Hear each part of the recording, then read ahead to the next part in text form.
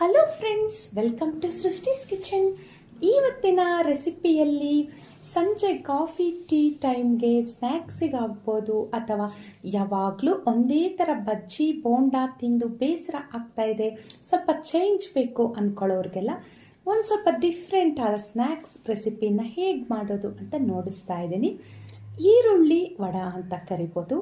ಹಾಗಿದ್ರೆ ಈ ರೆಸಿಪಿಗೆ ಬೇಕಾಗಿರೋ ಇಂಗ್ರೀಡಿಯೆಂಟ್ಸ್ ಏನು, ಇದರ ತಯಾರಿ ವಿಧಾನ ಏನು ಎಲ್ಲ ಈ ವಿಡಿಯೋದಲ್ಲಿ ನೋಡೋಣ. ಫ್ರೆಂಡ್ಸ್, ಇಲ್ಲಿ ಈ ರೆಸಿಪಿಗೋಸ್ಕರ ನಾನಿಲ್ಲಿ ಒಂದು 4 ಈರುಳ್ಳಿನ ತಗೊಂಡು ಈ ರೀತಿಯಾಗಿ ಉದ್ದ ಸೀಳಿ ಕಟ್ ಮಾಡಿಟ್ಟಿದ್ದೀನಿ. ಅದನ್ನು ಮಿಕ್ಸಿಂಗ್ ಬೌಲ್ಗೆ ಸೇರಿಸ್ಕೊಂಡು ಎಲ್ಲ ಈ ರೀತಿ ಕೈಯಿಂದ ಕಲಿಸ್ಕೊಳ್ತಾ ಇದ್ದೀನಿ ನೋಡಿ. ಈಗ ಇದಕ್ಕೆ ರುಚಿಗೆ ತಕ್ಕಷ್ಟು ಉಪ್ಪನ್ನು ಸೇರಿಸ್ಕೊಳ್ಳೋಣ. ಸಣ್ಣದಾಗಿ ಹಚ್ಚಿಟ್ಕೊಂಡಿರೋ ಅಂಥ ಕರಿಬೇವು ಸೊಪ್ಪನ್ನು ಸ್ವಲ್ಪ ಸೇರಿಸ್ಕೊಳ್ಳೋಣ. ಒಂದು 3ರಿಂದ 4 ಹಸಿರು ಮೆಣಸಿನ್ಕಾಯಿ ಸಣ್ಣದಾಗಿ ಹಚ್ಚಿರೋ ಹಾಕ್ಕೊಳ್ಳೋಣ. 1 ಇಂಚಷ್ಟು ಹಸಿ ಶುಂಠಿನ ಈ ರೀತಿ ಸಣ್ಣದಾಗಿ ಕಟ್ ಮಾಡಿರೋದು ಇದಕ್ಕೆ ಸೇರಿಸ್ಕೊಳ್ಳೋಣ. ಹಾಗೆ 1 ಟೀ ಸ್ಪೂನಷ್ಟು ಜೀರಿಗೆನ ಸಹ ಇದಕ್ಕೆ ಸೇರಿಸ್ಕೊಳ್ಳೋಣ. ನಂತರ 1 ಟೀ ಸ್ಪೂನಷ್ಟು ಖಾರದ ಪುಡಿ. ಖಾರ ಜಾಸ್ತಿ ಬೇಕನ್ನೋರು ಇನ್ನೂ ಸ್ವಲ್ಪ ಹೆಚ್ಚಿಗೆನೆ ಹಾಕ್ಕೊಳ್ಳಿ. ನಾನಿಲ್ಲಿ 1 ಟೀ ಸ್ಪೂನ್ ಹಾಕ್ಕೊಂಡಿದ್ದೀನಿ. ಇದನ್ನೆಲ್ಲ ಈ ರೀತಿಯಾಗಿ ಕೈಯಿಂದನೇ ಚೆನ್ನಾಗೆಲ್ಲ ಕಲಿಸ್ಕೊಳ್ಳೋಣ. ಹೇಗೆ ಕಲಿಸ್ಬೇಕಂದ್ರೆ ಈರುಳ್ಳಿಯಲ್ಲಿ ಇರುವ ನೀರಿನ ಅಂಶ ಎಲ್ಲ ಹೊರ ಬರಬೇಕು. ಇದಕ್ಕೆ ನಾವು ನೀರು ಹಾಕಿ ಕಲಿಸೋ ಅವಶ್ಯಕತೆನೇ ಇಲ್ಲ. ಆ ನೀರಿಂದನೇ ನೆಕ್ಸ್ಟ್ ನಾವು ಹಿಟ್ಟನ್ನು ಕಲಿಸ್ಕೋಬೇಕು. ಈಗ ಇದಕ್ಕೆ ನಾನು ಸ್ಪೂನಲ್ಲೇ ಹಾಕಿ ನೋಡಿಸ್ತಾ ಇದ್ದೀನಿ ನಿಮಗೆ. ಈಗ ಇದಕ್ಕೆ 2 ಟೇಬಲ್ ಸ್ಪೂನಷ್ಟು ಕಡಲೆ ಹಿಟ್ಟನ್ನು ಸೇರಿಸ್ಕೊಳ್ತಾ ಇದ್ದೀನಿ. ಈ ರೆಸಿಪಿಗೆ ಬಂದು ಈರುಳ್ಳಿ ಅನ್ನೋದು ಜಾಸ್ತಿ ಇರಬೇಕು. 1 ಟೇಬಲ್ ಸ್ಪೂನಷ್ಟು ಕಾರ್ನ್ಫ್ಲೋರ್ನ ಸೇರಿಸ್ಕೊಳ್ತಾ ಇದ್ದೀನಿ. ಹಾಗೆ 1 ಟೇಬಲ್ ಸ್ಪೂನಷ್ಟು ಅಕ್ಕಿ ಹಿಟ್ಟನ್ನು ಸಹ ಇದಕ್ಕೆ ನಾನು ಸೇರಿಸ್ಕೊಳ್ತಾ ಇದ್ದೀನಿ. ಈಗ ಇದೆಲ್ಲ ಹೊಂದ್ಕೊಳ್ಳೋ ಥರ ಕೈಯಲ್ಲಿ ಚೆನ್ನಾಗಿ ಮಿಕ್ಸ್ ಮಾಡ್ಕೊಳ್ಳಿ. ಇದಕ್ಕೆ ನೀರು ಹಾಕೋ ಅವಶ್ಯಕತೆ ಇಲ್ಲ, ಮೊದಲೇ ಹೇಳಿದ್ದೀನಿ.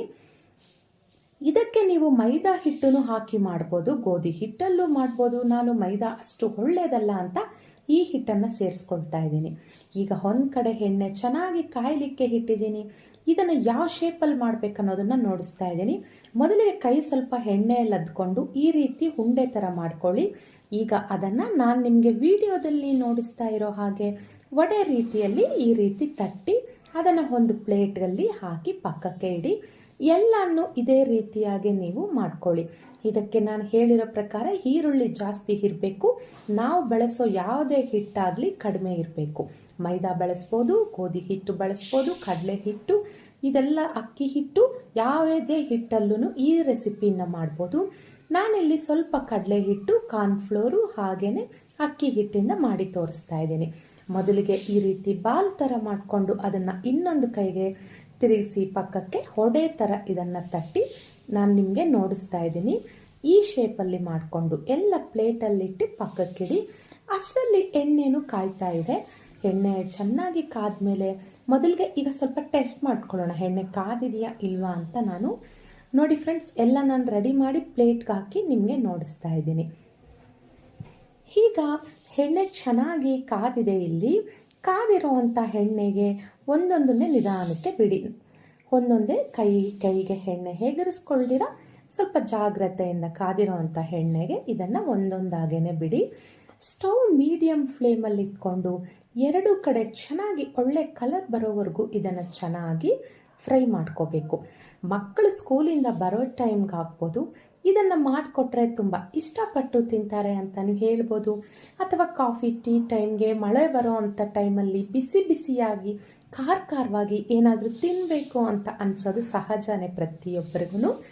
ಅಂಥ ಟೈಮಲ್ಲಿ ಇದನ್ನು ಬೇಗನೂ ಮಾಡ್ಬೋದು, ತುಂಬ ಟೇಸ್ಟಿಯಾಗೂ ಇರುತ್ತೆ ಅಂತ ಹೇಳ್ಬೋದು. ಈಗ ನೋಡಿ ಫ್ರೆಂಡ್ಸ್, 2 ಕಡೆ ಚೆನ್ನಾಗಿ ಒಳ್ಳೆ ಕಲರ್ ಬಂದಿದೆ. ಈಗ 2 ಕಡೆ ಚೆನ್ನಾಗಿ ಫ್ರೈ ಆದಮೇಲೆ ಇದನ್ನು ತೆಗೆದು ಒಂದು ಟಿಶ್ಯೂ ಹಾಕಿರೋ ಅಂಥ ಪ್ಲೇಟ್ಗೆ ಇದನ್ನು ತೆಗೆದುಕೊಳ್ಳಿ. ನೋಡಿ ಎಷ್ಟು ಚೆನ್ನಾಗಿ ಕಾಣಿಸ್ತಾ ಇದೆ, ಅಷ್ಟೇ ಕ್ರಿಸ್ಪಿಯಾಗೂ ಇದೆ, ಅಷ್ಟೇ ಕಲರ್ಫುಲ್ಲಾಗೂ ಇದೆ ಅಂತ ಹೇಳ್ಬೋದು ಫ್ರೆಂಡ್ಸ್.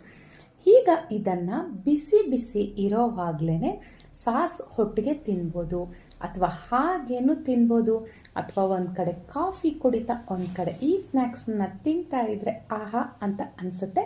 ಅಷ್ಟು ಅದ್ಭುತವಾಗಿರುತ್ತೆ ಈ ರೆಸಿಪಿ.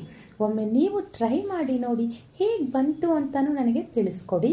ನಾನು ಮಾಡಿದ್ದ ಈ ರೆಸಿಪಿ ನಿಮಗಿಷ್ಟ ಆಗಿದ್ದಲ್ಲಿ ನಮ್ಮ ಸೃಷ್ಟಿಸ್ ಕಿಚನ್ ಚಾನಲ್ಗೆ ಒಂದು ಲೈಕ್ ಮಾಡಿ, ಶೇರ್ ಮಾಡಿ, ಸಬ್ಸ್ಕ್ರೈಬ್ ಮಾಡಿ. ಶುಭ ದಿನ ಫ್ರೆಂಡ್ಸ್. ಮುಂದಿನ ವಿಡಿಯೋದಲ್ಲಿ ಭೇಟಿಯಾಗೋಣ. ಶುಭ ದಿನ.